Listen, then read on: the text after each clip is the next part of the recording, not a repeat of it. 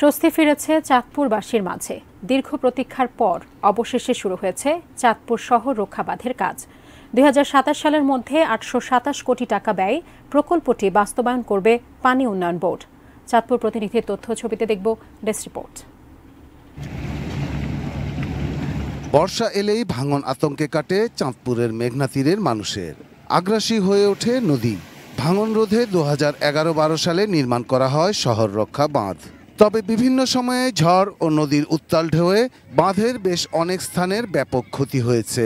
সবশেষ ঘূর্ণিঝড় রিমালের প্রভাবে শহরের পুরানবাজার এলাকার ৮টি স্পটের অন্তত ১৬৫ মিটার ক্ষতিগ্রস্ত হয়।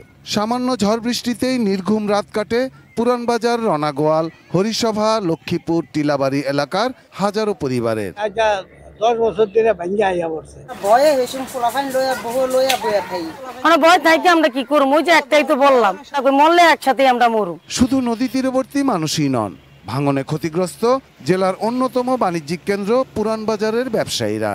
গড়ে তুলতে পারছেন না বহুতল ভবন, ব্যাংকিং সেবাও বঞ্চিত তারা। প্রত্যেক বছর ভাঙে। এই পর্যন্ত আমার 3বার আমার দোকান বাড়ি সব ভাঙচুর হয়েছে। ব্যবসায়ীরা তখন মালামাল আনতে সাহস পাবে এবং ব্যবসা করতে সাহস পাবে। আমাদের মোকামূল্য ইম্পোর্টেড, মানে আমরা আমদানি করি। অনেকে ভয় পাচ্ছে যে কখন কি হয়।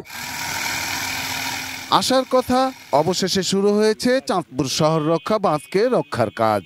আনুষ্ঠানিকভাবে এ কাজের উদ্বোধন করেছেন সমাজ কল্যাণ মন্ত্রী ডাক্তার দীপু মনি। পুরানবাজার এলাকা, যে এলাকাটি সারা দেশে প্রসিদ্ধি ছিল, এই বাঁধের সঙ্গে আমরা যেমন ভাঙনের ঝুঁকিমুক্ত হব, তার পাশাপাশি অর্থনৈতিকভাবেও আমাদের অনেক বেশি একটা সমৃদ্ধি আবার ঘটবে।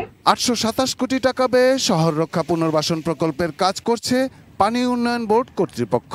পদ্মা, মেঘনা এবং ডাকাতিয়া এই 3 নদীর মোহনায় অবস্থিত হওয়ার কারণে এবং ভৌগোলিকভাবে এই জায়গাটা বাংলাদেশের সবচেয়ে ঝুঁকিপূর্ণ জায়গা। এই ঝুঁকি বিবেচনা করেই আমরা এই প্রকল্পটা হাতে নিয়েছি। সঠিক কাজ আর নির্ধারিত সময়ে প্রকল্পের কাজ শেষ হবে, এমনটাই প্রত্যাশা করছেন চাঁদপুরবাসী। Shahidul Rana, desk report, ATN news.